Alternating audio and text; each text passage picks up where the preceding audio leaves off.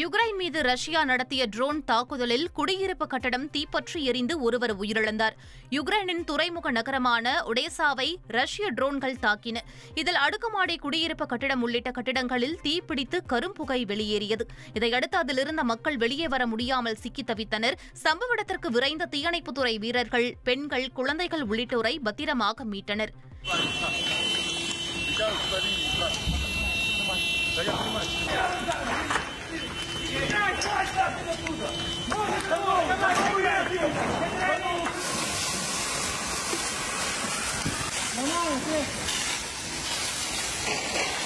இத்தாக்குதலில் ஒருவர் உயிரிழந்ததாகவும் 14 பேர் காயமடைந்ததாகவும் யுக்ரைன் அதிகாரிகள் கூறினர்.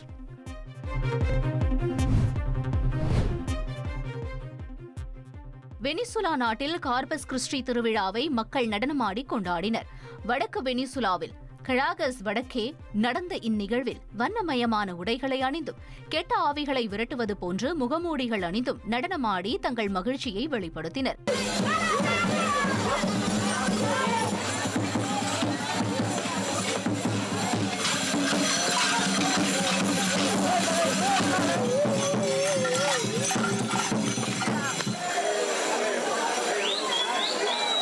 தீமைக்கு எதிராக நன்மையின் வெற்றியை கொண்டாடும் விதமாக இவ்விழா நடைபெற்றது.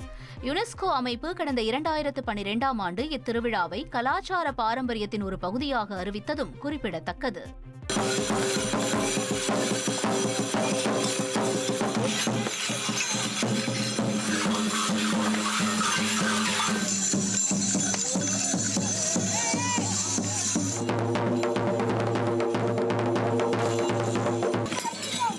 ட்ரெண்ட ஃப்ரெண்ட் ஆக்கிக்கோங்க. 2.5 கோடிக்கும் அதிகமான தந்தி டிவியின் சப்ஸ்கிரைபர்ஸ் அண்ட் ஃபாலோவர்ஸ் குடும்பத்துல நீங்களும் இணையுங்க.